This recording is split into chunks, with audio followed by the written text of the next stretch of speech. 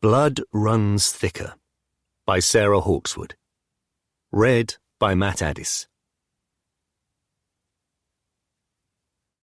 Chapter 1. Harvest Time, 1144. "Cease your whining, woman!" Osbern de Lench snarled at his wife, pushed her roughly from him, and strode out into the sunshine, which was at such odds with his mood. It had been a bad morning, and his temper had long since frayed. Nobody did what he told them. Everyone failed him. He yelled for his horse and berated the man who brought it in a hurry for not having it ready. The groom cringed, expecting a blow, which he promptly received. It was one of those days.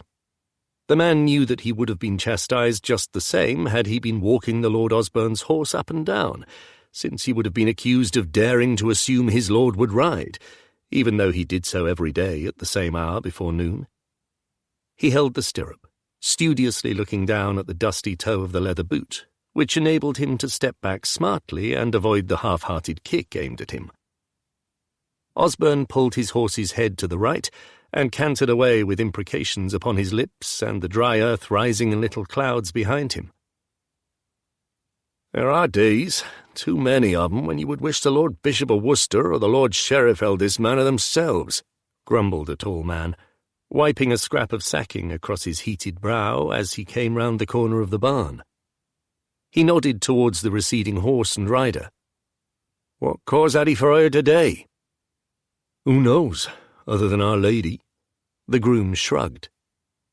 The tall man glanced towards the hall and frowned. "Get you out to the great field.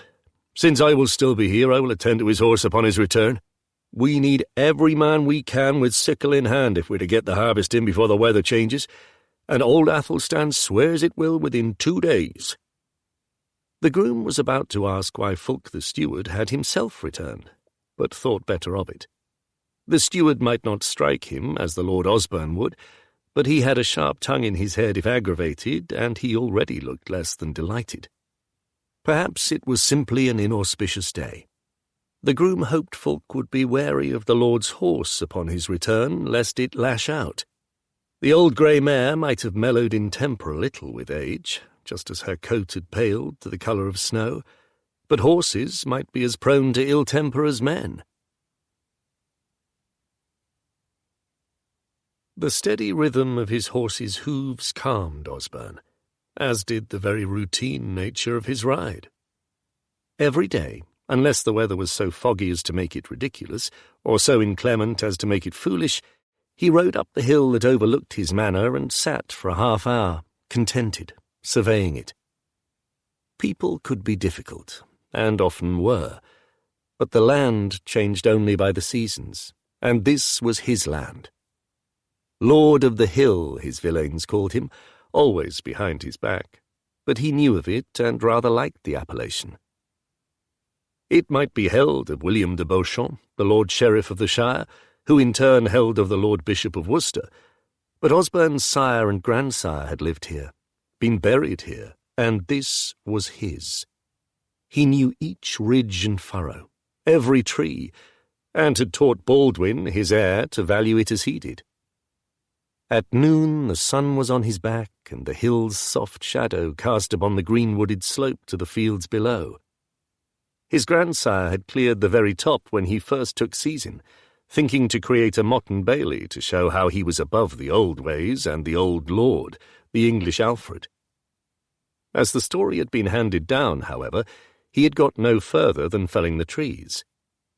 His lady had so berated him for foolishness in wanting a breezy hilltop, when he could keep a far better eye on his villagers down where the cluster of dwellings were focused about a little church and the stream, that he had changed his mind. Instead, he had turned the Saxon hall into a barn, just to prove his Norman superiority, and built a grander hall. The barn still stood, and the new hall also, but the old church was nothing more than the footprint upon which Osbern had now overseen the erection of a new place of worship, adorned with fine carving from masons who had worked on far grander ecclesiastical buildings than a manor church. The building was roofed again, and within the week it would be fully decorated, the walls fresh and white, the arch above the chancel step chevroned in red and yellow ochre. It declared to all who entered that Osbern de Lench was a lord of means, and pious also. It would help his soul when the time came, just a little, he thought, for God alone knew how much there was for which to atone. He crossed himself and was thinking of the next world rather than this, and was thus caught off balance when his horse jibbed and came up short as he was confronted. "How come you are here?" he inquired, his brows drawn together. He was surprised and a little annoyed, but not in any way frightened, which was not a bad state in which to die, all things considered. The rider was in his middle 20s, well-dressed and with a serviceable sword at his side. He entered the village as though he owned it, and he might as well have, for this was Baldwin, son and heir to Osbern de Lench. He frowned at there being nobody coming out to take his horse, and then shook his head at his own stupidity. He had been thinking of other things, of the future, and completely forgotten that he had passed communities all bringing in their harvest as he had returned from his sire's manor in Warwickshire. There the harvest had been finished 3 days past, but it was a small manor, and the steward had been so panicked that the weather would break that he had begged Baldwin to let him commence the harvesting even before their neighbours. Baldwin liked the harvest time, seeing the culmination of the farming year, assessing the yield, the possible surplus to sell, even the act of cutting the grain stalks, which had such purpose. He had even been known to join in during his adolescence, just to show off his strong arms, though his back thereafter ached from the bending. He had not done more than survey the labours this season. He turned his horse about and headed towards the great field, a half-smile on his face. The pale grey mare, almost white with age, trotted into the empty bailey and ambled towards the stables, where it halted before the shut door.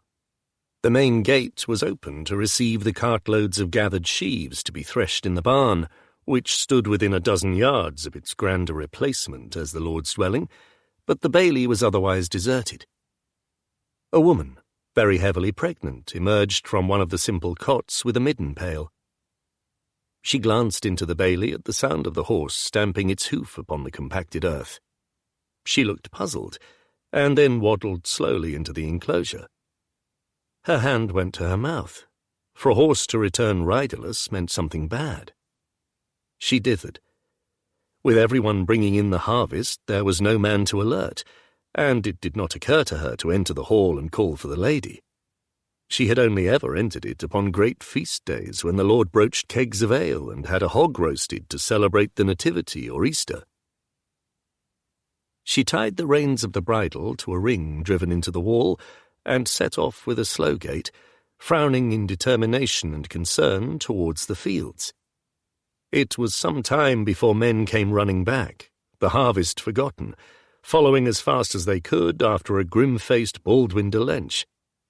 They came to a halt, chests heaving, staring at the now unsettled grey mare being calmed by the lord's heir, whose own mount stood abandoned in the bailey yard. "Did he go up the hill?" cried Baldwin, and nobody needed to ask who he was. "Aye, Monsieur Baldwin." The groom came forward and took the horse, soothing it where the agitation of Baldwin de Lench had failed.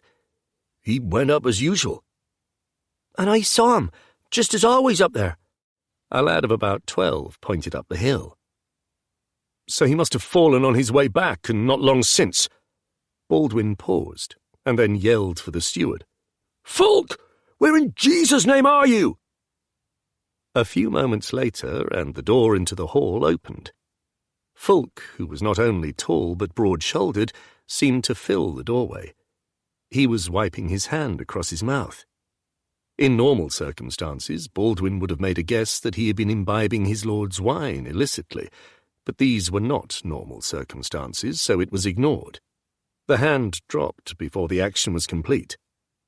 "Monsieur Baldwin?" He sounded surprised, and not overjoyed.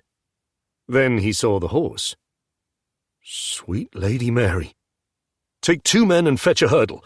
If the Lord Osbern has fallen and not yet come home swearing at his horse, he must be hurt, and either on the Evesham road or the trackway up the hill. I will ride ahead, and you come on as fast as you can.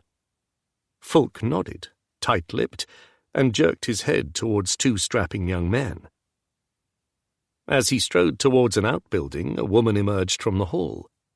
She looked wary, and if Fulk had not been best pleased to see Baldwin de Lench, her look was more of loathing.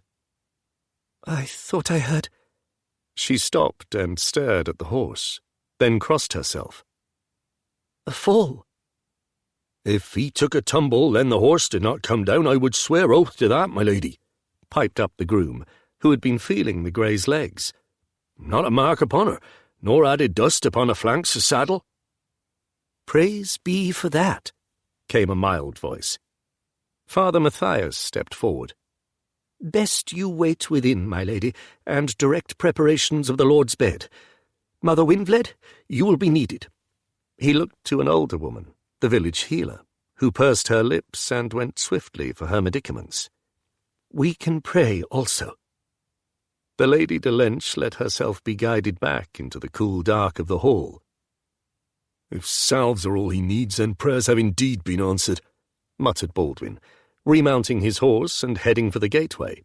"Run, you bastards!" he cried over his shoulder at the 2 men now grappling a hurdle and wondering how best to carry it at speed. They looked to Fulk the steward. "He said run, so best we run, lads. Come on." The rescue party departed, and the villagers, caught between the desire to get back to the harvest and a feeling that they ought to remain, milled about rather aimlessly, talking in hushed tones. Baldwin de Lench rode back into the village slowly, since his horse bore both himself and his father's body slung across its back. What use was a hurdle for a corpse? He was pale, and when he called out for the priest, his voice shook a little. For a moment he was angry beyond belief that everyone simply stared at him and stood stock still. He swore. He wanted to dismount, but he was not actually sure that his knees would not buckle. He called again, even more hoarsely, and Father Matthias emerged from the hall without haste. He stared at the body, crossed himself, and was almost pushed aside by the Lady de Lench. "It cannot be true," she cried, running in a flurry of skirts to the body of her husband. She lifted the cloak that covered it and took the head in her hands, gazing at the face as if she expected him to speak. "Osbern! Osbern!" Her voice rose. She let go of the cloth and stepped back very suddenly, crossing herself, and began to weep. Baldwin looked down upon her bent head. "Tears of grief or of guilt, Lady Mother?" he asked softly, but she raised her head as quickly as if he had shouted at her. He always gave her the title with sarcasm, for she was perhaps no more than 5 years his senior. "What do you mean?" Her hands, which had been clasped tightly together before her mouth, went to her breast. "What do you mean, Baldwin?" "I mean he wed you for your looks and to give him more children, and all you bore him was that whelp you dote upon. What sort of a wife does that make you? And where is Hamo himself?" "He is not here. He went out with his hawk this morning." "Did he indeed?" Baldwin's lip curled, and his face regained some of its colour. "And did he by chance go alone?" Her face gave him all the answer he needed. "He did? How interesting. You cannot imagine he would harm his father, Miss—" "My lord?" interjected Fulk the steward, watching both of them. "No, not with his own hand. Too weak and watery for that, my little brother Hamo. But his hand might have given silver to others, yes?" Baldwin dismounted now, taking his leg over his horse's withers and jumping to the ground. His knees held firm. He drew back his cloak with what was almost a flourish, revealing Osbern de Lench bootless, swordless, and in only his undershirt and brace. "He was robbed, so close to home." The priest sounded amazed. He was but going up the hill as always. Yes, as always. Everyone here knows he did so. No stranger would. So perhaps it was a great mischance, and lawless men set upon him, having by some strange coincidence turned off the Evesham road to go up the hill, but I doubt it. I doubt it very much. The Lady de Lench, apparently speechless, cast the steward an imploring look, and he shook his head. But why? Why would any of Lench seek the death of the Lord Osbern? Fulk, frowning in perplexity, voiced the question. The nods from the other villagers were designed to associate themselves with that question, but many were dwelling upon incidents when their lord had been far from popular. The Lord Osbern in his ire had been free with boot or hand, even the flat of his sword, and his tongue scathing, even if half his swearing was in foreign and its niceties lost upon them. There were also memories among some of the women of the man, in his youthful years especially, when handing out violence was not all he did. Sometimes he took. Old resentments rose, old fears too, for although Osbern de Lench could hurt nobody now, his heir was in the same mould, moody, intolerant, and physical. Perhaps it was not so much why as why now. All the things that had caused mutterings and whispered oaths had gone on forever, and there was nothing new or special. Besides, had not all been in the great field with the harvest? It could not be a villager, and of those who knew the Lord Osbern's habit of riding each day at the same hour to survey his land, there only remained the stripling, the younger son. Baldwin de Lench said nothing. He glowered at them, daring them to think other than as he thought.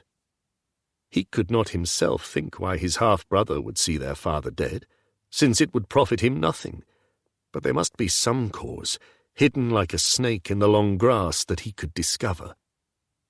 "My lord," Father Matthias's voice was soft, supplicating. "Would you have the Lord Osbern laid now in his hall or in the church?" "In the church." It was the lady who spoke, and she sounded surprisingly determined. "Its rebuilding meant so much to him, so very much. Take him there. I will come and do what is needed." She shuddered. "Though it is a terrible thing to have to face." "God will give you strength in this hour, my lady," assured the priest, "as he does to us all." He crossed himself yet again, and, seeing that the Lord Baldwin looked not so much grief-stricken as angry enough to commit murder himself, commenced an Ave Maria, which he hoped would give time for him to calm himself. The villagers took up the familiar cadence, heads bowed. The Lady de Lench began to weep again, and Baldwin muttered the prayer through gritted teeth. What Father Matthias dreaded was the swift return of Hamo de Lench from hawking. However godly a man, his added prayer was not heeded, for even as Fulk the steward and the taller of the two hurdle-bearers lifted the corpse from across Baldwin's horse, there came hoof-beats, and a dun pony was pulled up short in the bailey. The rider was small, still boy more than man, though he was beginning to broaden a little at the shoulder. His voice had broken, but sounded as if he were as yet surprised at its depth, and there were odd notes to it. Hamo would have flung himself from his pony had he not had his hawk upon his wrist. He was a solitary lad, who loved his hours with his bird of prey, and would as often go out alone as with a servant to carry it. As it was, he dismounted in an odd mix of scramble and care. He was frowning. "What has happened? Mother, how comes my father is dead?" He looked to the Lady de Lench, now wringing her hands again, but before she could give answer, his half-brother took 2 strides to him and hit him across the face. He staggered back, and the hawk flapped in alarm and to regain its balance. "You know what happened. Sweet Jesu, there is even blood upon your sleeve. Did you actually watch? Did you get so close you could be sure he was dead?" The youth blinked, and when he spoke, his voice had risen an octave in fear. The blood must be from a pigeon that Superba took. I let her enjoy one and kept a brace for the pot. If I had seen our sire in danger, I would have come to his aid. It is my duty. Aid? What aid could you be? Spat Baldwin derisively. You can barely wield a sword without whining that it makes your wrists ache. Would you spout Latin at an attacker, or plead with them to be gentle? You could use a dagger, though, if only you could bear the sight of wounds, or mayhap this shows you are not so blood-shy as you have pretended. Was the blow that killed him yours? He could not do so. He loved his father, and his father loved him. The Lady de Lench rose in defence of her son. Giving in to your pleadings for generosity and gifts was not love. Baldwin leant forward, his eyes narrowing. You will not get away with it, stripling. You hear me? My lord, think straight, I beg you. Fulk the steward, still holding the sagging body of Osbern de Lench by the shoulders, spoke up. There could be no cause for young monsieur to do such a thing. What gain would there be? He speaks true. What gain is there to me in our father's death? None. It is you who gain. Hamo pointed a wavering finger at his half-brother. I have been the heir of Osbern de Lench from the moment I was born. I have no more reason to wish his end today than yesterday or 10 years past. I do have greater reason to grieve than all others, though we raised our voices at each other sometimes. My lord, this death must be reported to the Lord Sheriff, William de Beauchamp, and to the Lord Bishop also. He will not permit thieves and cutthroats to go unpunished in the Shire. He will find out the truth of all. Father Matthias spread his hands placatingly. I know who did it, growled Baldwin. And if William de Beauchamp wants to take his corpse— No, cried the Lady de Lench, stepping to stand in front of her son. It is because you hate him. Hate me, nothing else. Hamo, get you to the church. Pray for your father's soul, and you, Baldwin. I defy you to drag any from their prayers and kill out of malice only. Shame upon you! Your sire lies cooling, barely an hour dead, and you are thinking only of yourself. Think of him. Let us all think of him. You ride to Worcester, Fulk, to the Lord Bishop and Lord Sheriff, and ensure the Lord Sheriff or his deputy comes back here. We ought to set about a hue and cry, for at the least some sign may be found of which way the killers departed, and if strangers are seen from Evesham way, they can answer if they have seen anyone who looked lawless or not. It is my manor, not yours, lady. I give the commands. Baldwin clenched his fists. Then act the lord, not the jealous brother, she flung at him. If I give commands, it is because you have failed to do so. Her bosom heaved, and her eyes that had spent years being downcast and submissive, outstared the new Lord of Lench. It was he who coloured the most, and he who looked down. She felt guilty but elated, and it showed. When Baldwin raised his eyes again, he saw that look. When my father is buried, think where you will live, lady, for it will not be here, I swear it. Your dower is a miserable hole my sire never saw but once and pissed upon when he did. So I make you welcome of it, and expect to see you crawling back to your own sire, and oh, how little he will want you. A nunnery might be best. Then you can pray for my father and for your son's soul. You cannot harm. Fulk, ride swiftly to Worcester. Her brief confidence evaporated in an instant, and Fulk looked to Baldwin. After all, he was the lord and his master now. Yes, go away and tell all. But if you are not swift, there will be no need of sheriff or men. You can tell William de Beauchamp that from me. And what about the harvest, my lord? An aged man, rather bent and lacking his front upper teeth, asked a pertinent question. Deaths or no deaths, the harvest was vital, and the weather not likely to hold fair. We bring it in. That is what my father would have said, and I say it also. Leaving it so we starve next summer does neither his soul nor our bellies any good. Back to the great field, all of you, and no time for whisperings and gossiping. A few minutes later, and Baldwin was alone at the oaken door of his manor house. He ran his hand through his hair and closed his eyes, just for a few moments. Chapter 2. I do not see it as sensible at all, my lord. Hugh Bradecote stood with folded arms and a look which could best be described as obdurate. His wife's cheeks reddened with anger, and she was ready for an argument. "I will not see you put yourself at risk, Christina." What possible risk could there be in me going out to see how the harvest is advancing before it is all brought in? You might have tripped over, and you did not tell anyone where you were going. But it was to the North Field, not York, and I am not incapable just with child. Besides, almost the entire manor from Swineboy to Father Ashard is out in the fields, so I had nobody to tell except nurse. She huffed. Stop treating me as if I had no more wit than baby Gilbert. Then act like the sensible woman you are and obey me. She looked mulish, and her bosom rose and fell rather distractingly. You play the tyrant. No, I play the husband. It is a good role. His calm voice infuriated her the more. And sometimes they are one and the same. He stepped close to her then, unfolding his arms so that he could hold her, though she stiffened and leant away from him. No tyrant. I just want you safe and... He closed his eyes for a moment. Hugh, this is not about me, but about you. How can I make you understand there is nothing to fear? I keep telling you that what happened to Ella will not happen to me. You cannot promise that. No, I cannot promise, but I can tell you with certainty this child will be blessed.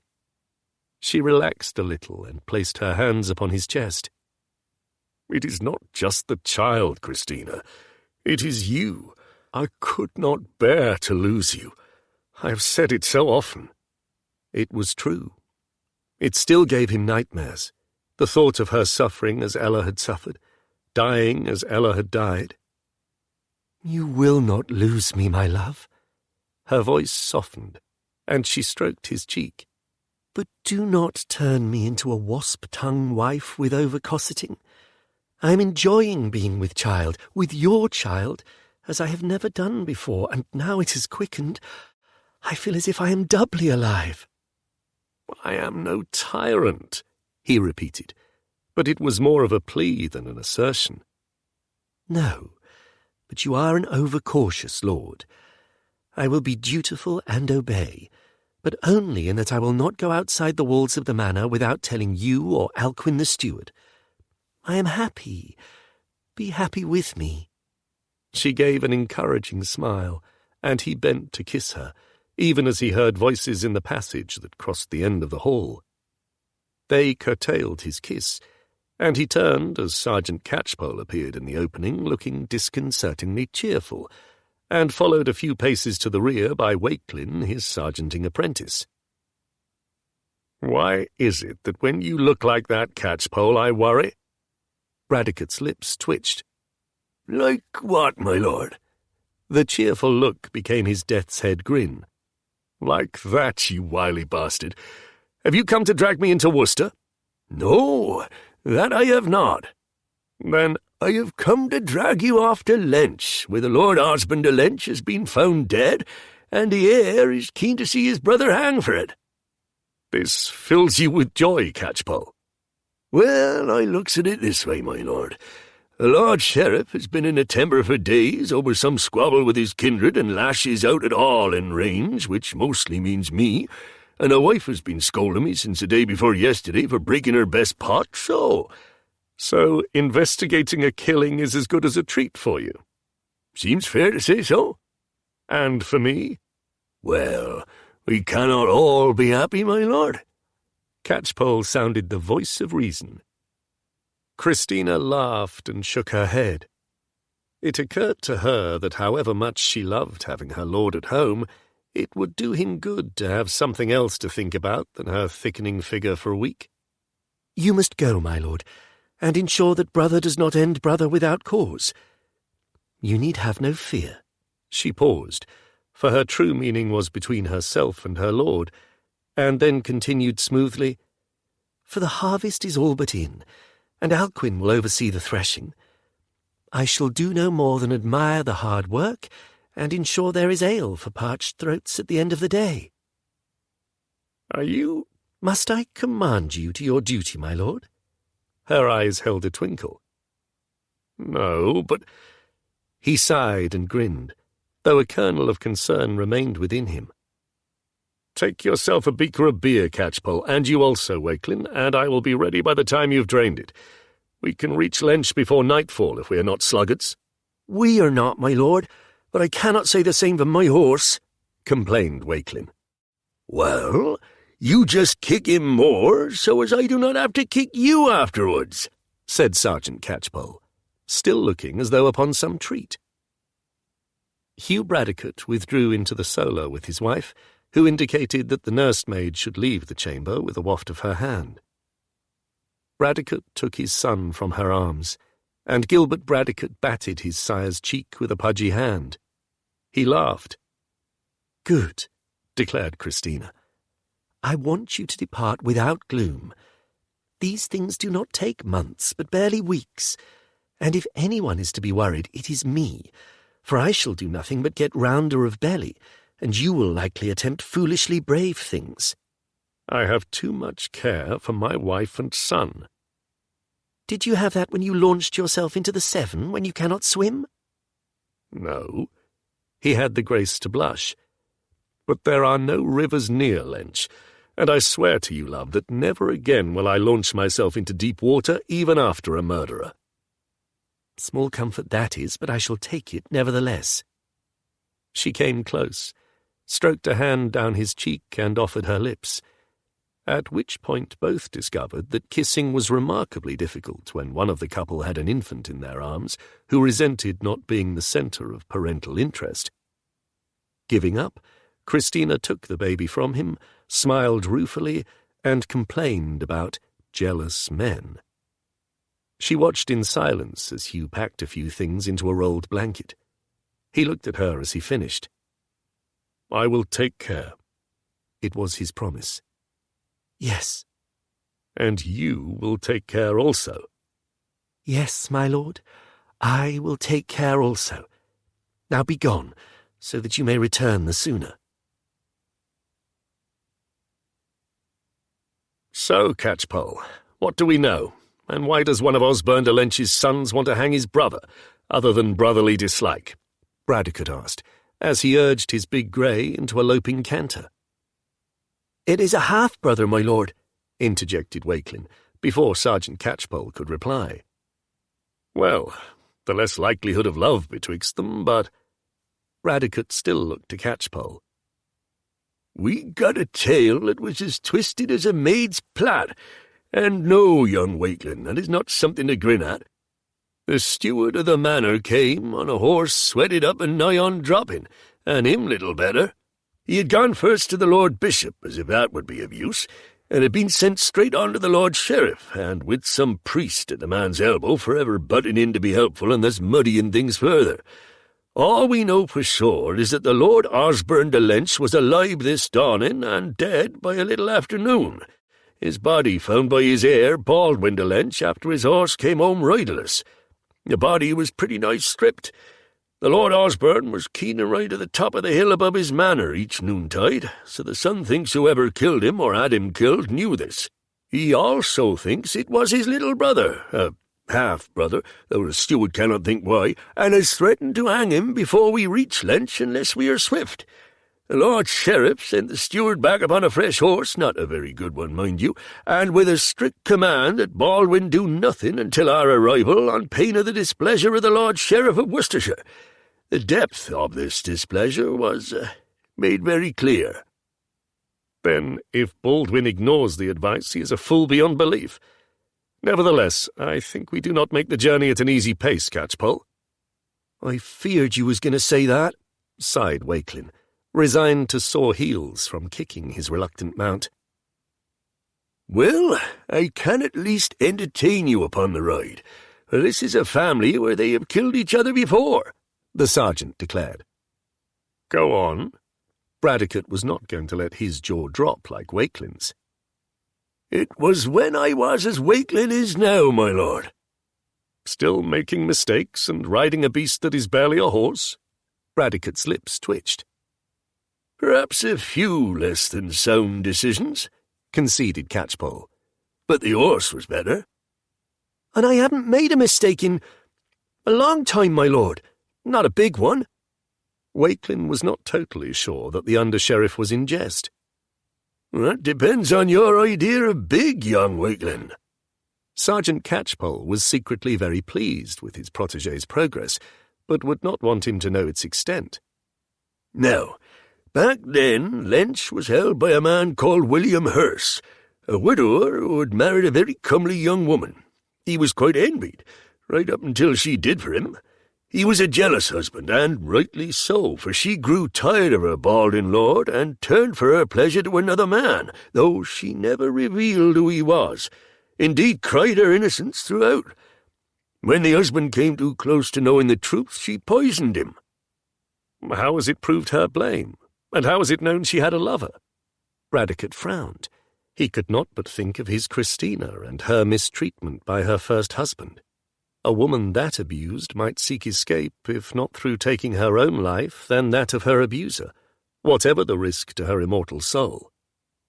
"I would have thought if she were the lady of the manor and he died, it would be accepted as an accident." "A man don't die blue-lipped after thrashing about and screaming of many-headed beasts just because he had too many herb dumplings, and at a meal he shared with his lady and sons. It was poison right enough, and most like slipped in his wine. She tried to claim it was some mischief from the wise woman in the village who had been treating him for the scarlet toe, which gave him great pain." Catchpoll saw the undersheriff's frown deepen. "I heard off an apothecary that the foreign is something like gout." The frown eased, and Bradecote nodded in understanding.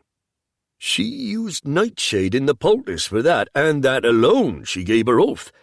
The wise woman was sworn for by all the village as one who had done nothing but good her whole life, aye, and had a softening of the heart for the man, since she was but a young wench, and he had more hair and a roving eye. There was no cause for it to be her, and just to take any doubt from it all, the wife had been asking about the poultice and what was in it." "Then that does give how, but not why, Catchpoll." Bradecote was being as dogged as Walkelin. "The lover was real, though he had neither face nor name to the end. She had taken to slipping away of a forenoon if her lord slept late after much wine, and always came back in good spirits and smiling. The swine boy said as he had heard her in the woods laughing and talking to a man, for he heard a man's voice and foreign speech. He never saw, for he thought seeing might mean being seen, and his life cut short by a lordly dagger, which was most likely true." "But that is not quite proof, surely." Walkelin had been listening intently. "Not of why, but since we had no doubt she did it, and none other had cause or way of doing it, it was good enough. The manor went to the elder son, Osbern, the man now dead. He must have been no older than 16, I reckon. The younger son, Roger, was given the manor that came from his mother at marriage, and somewhere not in the shire. Osbern was always Osbern de Lench, not Osbern Hearse, presumably because he felt it was unlucky. Did not mean he avoided a sudden death, though, after all." Catchpoll gave a grim chuckle, as though he felt a man trying to avoid his weird was foolishness. Despite the sheriff's men making best speed to Lench, it was early evening when the trio arrived in the village, and they slowed to a walk to follow a cart through the gateway into the bailey. A lad was leading the oxen, and a gathering of villagers followed it, the oldest and youngest to the rear. They all had stooped shoulders and lagging steps. "The harvest waits for none," murmured Catchpoll. "True enough, and I wish I was at home for my own, but there." Bradecote knew there was no point in worrying about it, for Alcuin the steward was as trustworthy as they came, and his lady would, whatever he said, be taking an interest in how much progress was made each day. It was the better part done as he left. It struck him that this scene was so ordinary that it was hard to imagine they were about to seek the killer or killers of the manor's lord. A man emerged from the hall, a man looking worried and even more tired than the harvesters. He nodded at Catchpoll in recognition and made obeisance to Bradecote. "My Lord Undersheriff, I am glad you are here. The Lord Baldwin is within, and the Lady de Lench." And no hangings yet. Bradecote did not make it a question, merely a seeking confirmation. "No, my lord. Not that it has been easy. Glad I am that you are here. Messire Hamo is in the priest's house, away from the eye of the Lord Baldwin. Kenelm," the steward jerked his head at one of the younger men, "take the Lord Undersheriff's horse and the others thereafter. I will take you into the Lord Baldwin, my lord." He bowed again to Bradecote and did as he said. The hall was as all halls, rather dark and pleasantly cool after a warm ride. Upon the lord's seat at the end of it sat a man perhaps 10 years younger than himself, judged Bradecote, and a man unused to the position. He gripped the oaken arms rather firmly, and half rose before thinking it better to assert his own authority by remaining seated. It did not bother Bradecote, though he heard Catchpoll's hissing intake of breath. Serjeant Catchpoll was very jealous of the importance of the office of undersheriff. "I am Hugh Bradecote, the Lord William de Beauchamp's undersheriff, with Catchpoll, the Lord Sheriff's sergeant, and Walkelin, trusted man." Bradecote thought it showed Walkelin was not just a horse-holder, but would not mark him as someone the servants had to treat with caution and in whose presence hold their tongues. He felt, rather than saw or heard, Catchpoll's approbation. "Baldwin de Lench, Lord of Lench," responded the seated man, and totally ignored the lady sat a little to the side of him. She was fair, rather pale, and had a look that was half fearful and half proud. Not used to being lady of the manor either, thought Bradecote, assuming she was Baldwin's wife, for she looked younger than her years. "I would have word with your husband." Bradecote halted as her eyes widened in shocked surprise, and Baldwin de Lench interrupted. "I'm not wed. That is my sire's grieving widow." His voice dripped with sarcasm. "My apologies, lady, for the error. I would not distress you with hearing details you might otherwise prefer to remain unknown to you, so perhaps you would care to withdraw to your solar." "My solar, not hers," muttered Baldwin.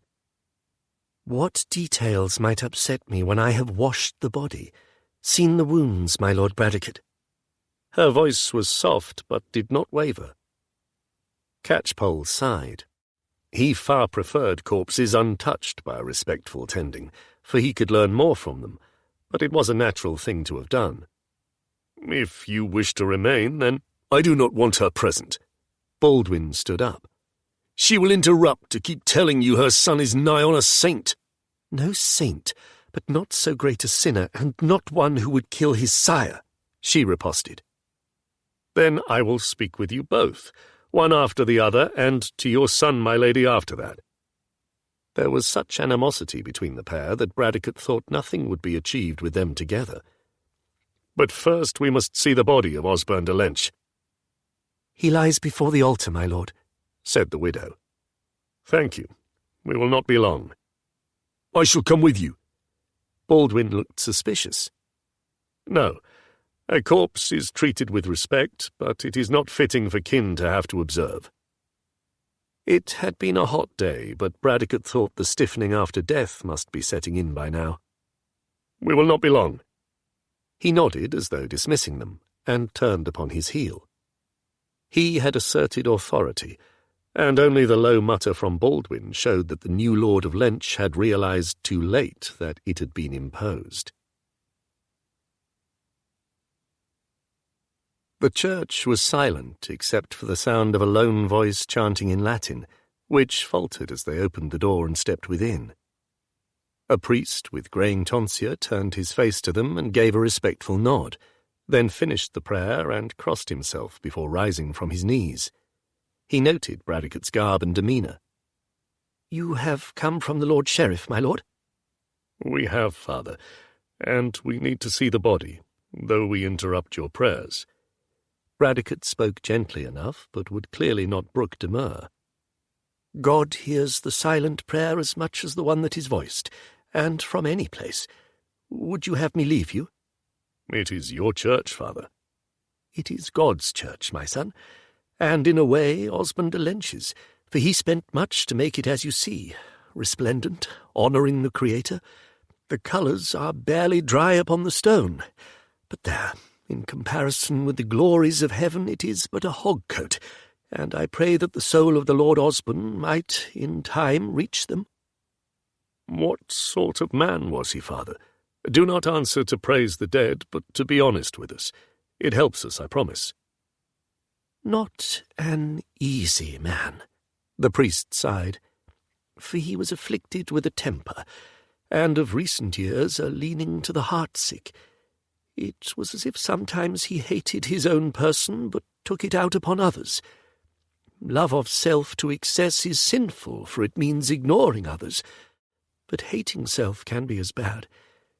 The only thing that truly delighted him always was the land.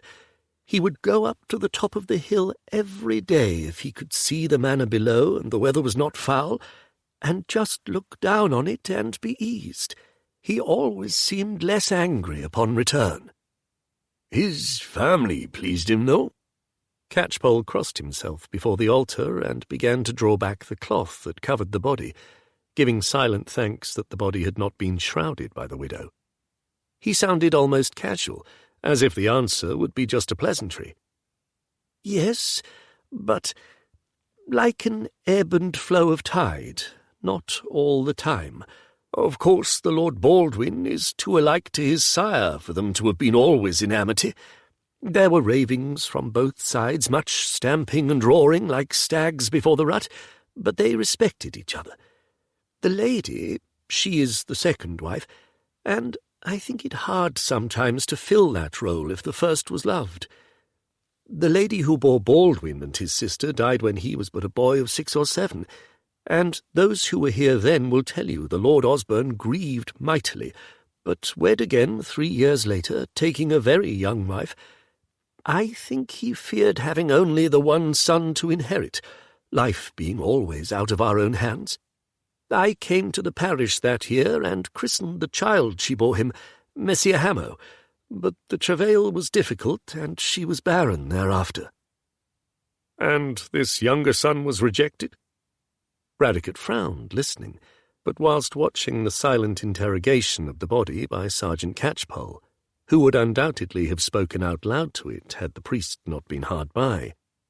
Walkelin stood beside the body also, but might have been mistaken for a respectful mourner, his woolen cap gripped in his hands and his head bowed. "It seems unlikely unless the boy showed some marked imperfection.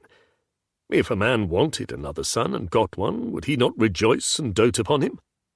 "What might give you—" "Oh, the Lord Baldwin accusing his brother. That is, I am sure, just their dislike and jealousy." "So you are saying Hamo was preferred, then?" Bradecote's frown became more pronounced. He looked away from the body and straight at the priest, knowing that he would hold the man's gaze.